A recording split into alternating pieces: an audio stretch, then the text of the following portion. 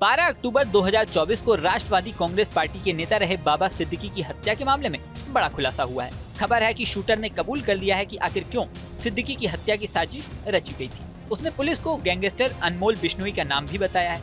Police ने इस मामले में 25 से ज्यादा आरोपियों को गिरफ्तार कर लिया है।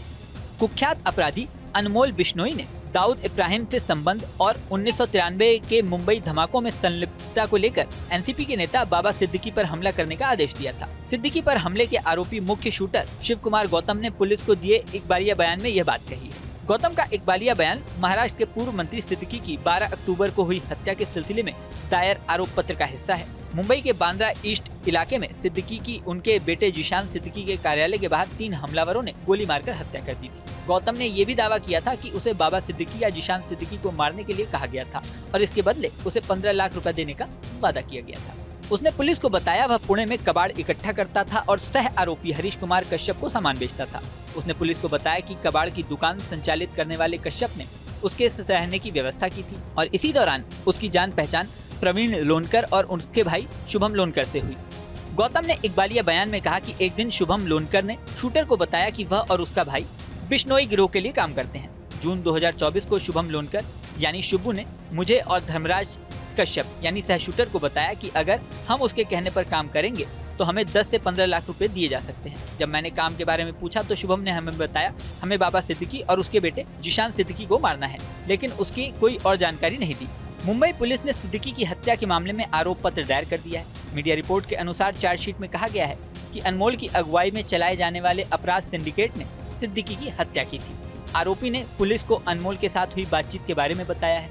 मीडिया रिपोर्ट्स के अनुसार बातचीत का एक अंश है, राम राम भाई लोग, आप सबको लॉरेंस भाई की भी राम राम बोलने को कहा गया है। क्या चल रहा है? अपने को एक काम करना है, हिम्मत रखो।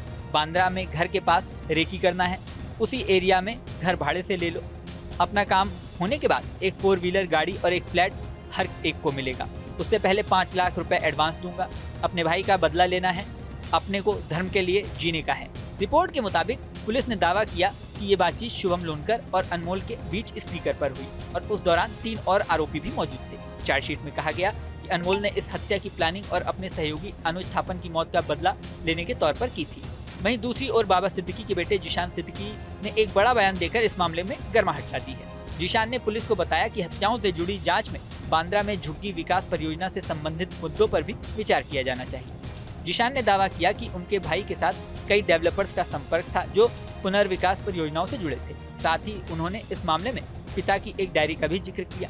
जिशान ने पुलिस को बताया कि एक बार डेवलपर ने उनके पिता के खिलाफ अभद्र भाषा का इस्तेमाल किया था और उन्होंने यह भी बताया कि उनके पिता और वो खुद बांद्रा में झुग्गीवासियों के अधिकारियों के लिए संघर्ष कर रहे थे और इस कारण उनके खिलाफ झूठे आरोप लगाए गए थे। जिशान सिद्दीकी ने पुलिस को बताया कि उनके पिता बाबा सिद्दीकी के साथ कई डेवलपर्स का नियमित संपर्क था, इसलिए उनके पिता को अपनी चीजें डायरी में लिखने की आदत थी। जिशान ने यह भी बताया कि हत्या के दिन शाम 5:30 से 6 बजे के बीच भाजपा कार्यकर्ता मोहित कंबोज ने उनके पिता से व्हाट्सएप पर संपर्क किया था।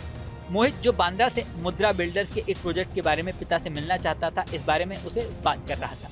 इस बारे में जिशान ने बताया कि SRA पुनर्विकास परियोजनाओं के संबंध में एक बैठक के दौरान एक बिल्डर ने उनके पिता के बारे में अपशब्द कहे थे। साथ ही इस मामले में एनसीपी नेता जिशान ने पुलिस से अनुरोध किया कि इन सभी मामलों की जांच पूरी की जाए। न्यूज नेशन अब व्हाट्सएप पर खबरों के ताजा अपडेट के लिए न्यूज नेशन के इस QR कोड को स्कैन करें।